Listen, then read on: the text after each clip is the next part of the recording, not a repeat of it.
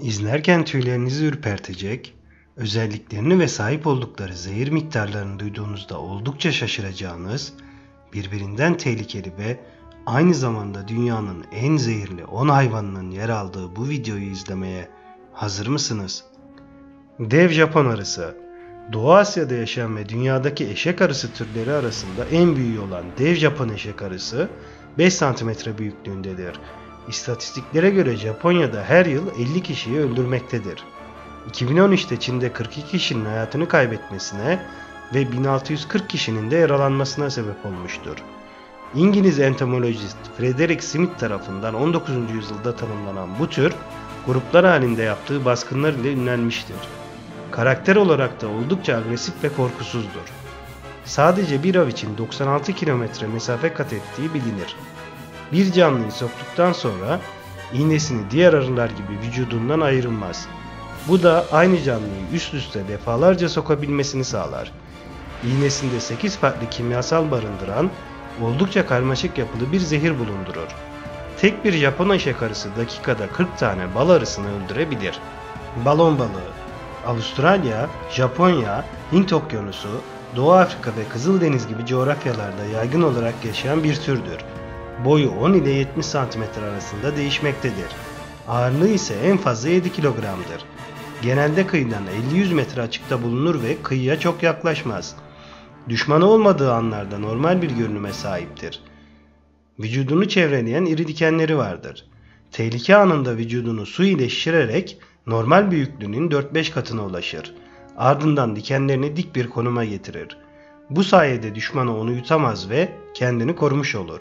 Balon balığı zehrinin 25 mg'ını yutan 75 kiloluk bir insanı öldürebilir. Onu tüketen insanların kaslarını tahrip eder, kalp atış hızını arttırır. Baş dönmesi ve kusmayla beraber birkaç dakika içinde nöbet ve ardından ölüm getirir. Doğrudan damara enjeksiyon yapılırsa 1,5 mg'lık miktar dahi ölümcüldür. Balon balığında bulunan zehrin 300 dereceye kadar ısıtılması halinde dahi bozulmadığı bilinirken bu zehirler tatsız, kokusuz ve renksizdir. Balon balığının zehri bilim adamları tarafından kanserli hücrelere karşı mücadelede, eroin bağımlılığı tedavisinde, migren, romatizma ve ölümcül kanser ağrılarında kullanılmaktadır.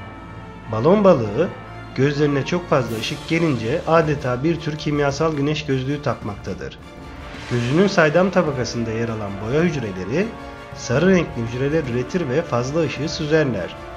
Eti zehirli olmasına karşın Japonya'da eğitilmiş özel aşçılar tarafından zehri alınarak pişirilmektedir. Özellikle zengin turistlerin büyük ilgi gösterdiği yemeğin tabağı 200 ila 300 dolar arasında satışa sunulmaktadır. Brezilya gezgin örümceği. Brezilya, Costa Rica ve Arjantin'de yaşayan bu örümcek, dünyanın en zehirli örümceği unvanını alarak Guinness Rekorlar kitabına girmiştir. Örümcek zehirlenmesi yüzünden gerçekleşen insan ölümlerinin birçoğundan sorumludur. Çok agresif ve hemen sinirlenme eğiliminde olan bir hayvandır. Zehri direkt sinir sistemine etki etmektedir. Zehrinin 1 mg'ı 165 fareyi öldürebilir. Brezilya gezgin örümceği, diğer örümcekler gibi ne bir çukur kazar ne de bir ağ örer. Sürekli hareket halindedir. Bu haliyle adeta bir seri katil gibi ortalıkta gezinerek yeni avlarını ararlar. Bilim adamları her yıl zehriyle birçok kişinin ölümüne yol açan ve kurbanını 1 saat içinde öldüren bu örümceğin zehrinden üretilen bir ilacın çok yakında insanlarda ereksiyon problemine karşı ilaç olarak kullanılabileceğini belirtmektedir. Sarı akrep. Ölüm avcısı olarak da bilinen sarı akrep, başta Kuzey Afrika ve Orta Doğu olmak üzere akreple ilgili ölümlerin %75'inden sorumludur. Koruyuyla beraber 8 ila 11 cm arasında bir boya ulaşır. Ortalama ömrü 5-6 yıldır. Bir yıl boyunca susuzluğa ve açlığa dayanabilir. Yiyecek bulmadığı zaman yamyam davranışı sergileyerek kendi türüne saldırabilir.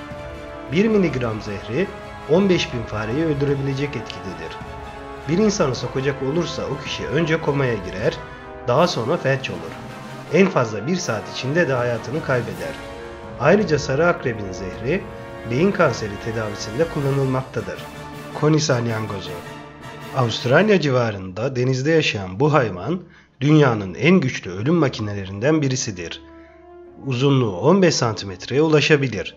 Sigara salyangozu olarak da anılmaktadır. Bu namı almasının sebebi bir insanı soktuğunda sadece sigara içebilecek kadar vakti kalmasıdır. Önce kurbanını felç eder ve 5 dakika gibi kısa bir zamanda insanı öldürebilir. Konu salyangozu adeta bir biyokimya uzmanıdır. Bir canlıyı soktuğunda yaklaşık 200 çeşit zehir aktarır. Bu zehirler tüm vücuttaki işlevi bozar. Yavaş ve miskin oluşlarıyla bilinen koni salyangozunun tembel görünüşü asla sizi yanıltmasın. Çok yavaş hareket etmesine karşın çok daha hızlı hareket eden balıkları avlayabilme yeteneğiyle biyologların bir hayli ilgisini çekmektedir. Avustralya Queensland Üniversitesi araştırma sonuçlarına göre bu hayvanın zehrinde bulunan maddeler kanser ve ağrı tedavisinde çığır açacak türdendir. Koni salyangozu zehrinden insanları morfin bağımlılığından kurtaracak alternatif bir ağrı kesici üretmek için çalışmalar yapılmaktadır. Taş balığı daha çok Hint ve Pasifik Okyanusu, Kızıldeniz, Doğu Afrika ve Avustralya'da yaşamaktadır. Adını elbette ki görünümünden almaktadır. 5 ila 10 yıl arasında yaşayabilen taş balığının boyu 30 santimetreye kadar ulaşabilir. Bulunduğu ortamda kamufle olur ve ancak çok dikkatli bakıldığında görülür. Bazen 48 saat hareket etmeden avını bekleyebilir. Dünyanın en zehirli hayvanları arasında ilk 5'te yer almaktadır. Kral kobradan, sarı akrepten ve hatta huni ağ örümceğinden bile daha zehirlidir. Sırtında çok zehirli 13 dikeni bulunan taş balığı temas halinde insanı felç eder. Müdahale edilmemesi durumunda ölüme neden olur. Bir taş balığı saldırısında ağrısı o kadar şiddetlidir ki kişi saldırı aldığı bölgeyi kesmek ister. 2 ila 3 saatten fazla süre tedavi uygulanmazsa küçük bir ısırık bile bir insan için ölümle sonuçlanabilir. Taş balığının zehrine karşı herhangi bir panzehir bulunmamaktadır. Mavi halkalı ahtapot. Yalnızca Avustralya sularında görülen mavi halkalı ahtapot, sık olmasa da Büyük Okyanus'un tropik kesimlerinde de görülebilmektedir. Ortalama golf topu büyüklüğündedir. Dünyanın en zehirli 4. hayvanıdır. Tehlike anında mavi halkalarını bir araba farı gibi yakıp söndürerek karşısındakini uyarır. Zehri aynı anda 30 insanı ya da 10.000 fareyi öldürebilecek güçtedir. Zehri olan tetradoksin, siyanürden 10.000 kat daha zehirlidir. Mavi halkalı ahtapotun zehri, insanın nefesini kontrol eden kasların işlevselliğini yitirmesine sebep olur. Bunun sonucunda insan boğularak ölür. Ayrıca bu zehrin herhangi bir panzehiri de bulunmamaktadır. Taypan yılanı. Büyük, hızlı, çevik ve oldukça zehirli bir Avustralya yılanıdır. 2 metre ile 3,5 metre arasında bir uzunluğa ulaşabilir. Oldukça gelişmiş koku alma ve görme yeteneğine sahiptir. Genellikle saldırgan değildir. Düşmanla olası bir karşılaşma sonrasında tahrik edilmediği sürece kaçmayı tercih eder. Dünyada karada yaşayan yılanlar arasında en güçlü zehre sahip olanıdır. Bir ısırığıyla anında 100 insanı veya 250.000 fareyi öldürebilir. Kobradan 100 kat, kara mambağdan ise 50 kat güçlü bir zehre sahiptir.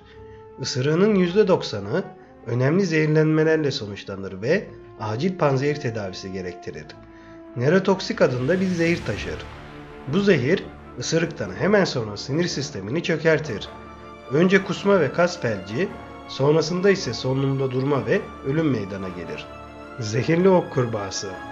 Görünüm olarak parlak ve canlı renklere sahip zehirli ok kurbağası, Kolombiya ve Güney Amerika'nın belirli bölgelerinde yaşamaktadır. Sadece 2,5 cm boya sahiptir. Doğal yaşamda ömrü 4-6 yıl arasında değişir. Bugüne kadar yaklaşık 175 kadar türü keşfedilmiştir. Sevimli ve şirin görünüşüne asla aldanmamak gerekir.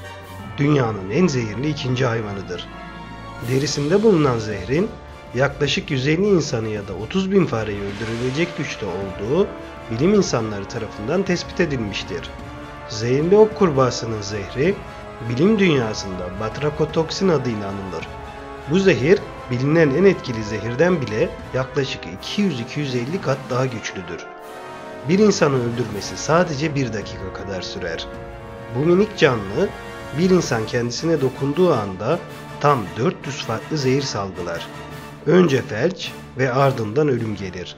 İnsanın kurtulma şansı yoktur. Denizlerin yaban arısı olarak da anılmaktadır. Tarihin en yaşlı canlılarından biri olan kutu deniz anası, 500 milyon yıldır deniz ve okyanuslarda hayatını sürdürmektedir. Doğal yaşam alanı Hint Pasifik'idir. Dünyadaki en zehirli hayvandır. Kutu deniz anasının zehri direkt kalbe etki ettiğinden kişi ya boğularak ya da kalp krizinden ölmektedir. Zehri bir insanı 5 dakika gibi kısa bir süre içerisinde öldürebilir. Normal bir deniz anasından 400 kat daha fazla zehire sahiptir. Bu türün 10 adım yükseğe çıkabilen 15 kolu vardır. Her kolunda 500 bin adet mikroskobik zehirli ok bulunmaktadır. Her bir ok 60 insanı öldürebilecek güçte zehir taşır. Bu türün 10 adım yükseğe çıkabilen 15 kolu vardır. Her kolunda 500 bin adet mikroskobik zehirli ok bulunmaktadır. Her bir ok 60 insanı öldürebilecek güçte zehir taşır. 60 dokungacı vardır ve her biri 5 milyara yakın yakıcı kapsül taşır. Dokungaçların boyu 3 metreyi bulmaktadır. Karada ya da denizde öldürme yeteneğiyle türünün en tehlikelisi olarak tanınmaktadır. 1960'lardan bu yana 6000 insanı öldürdüğü bilinmektedir. Her bir köşesinde 6 adet olmak üzere toplamda 24 adet gözü vardır. Bu özelliği sayesinde çok iyi bir görme yeteneğine sahiptir. Saniyede 1,5 metre hızla ilerleyebilir. Neredeyse saydam olan bu hayvanı fark etmek ise oldukça zordur. Kendisini tehlikede hissetmediği sürece saldırgan bir hayvan değildir. Videomu beğendiyseniz ve bu tarz videoların devamının gelmesini istiyorsanız videomu beğenmeyi ve kanalıma abone olmayı unutmayın.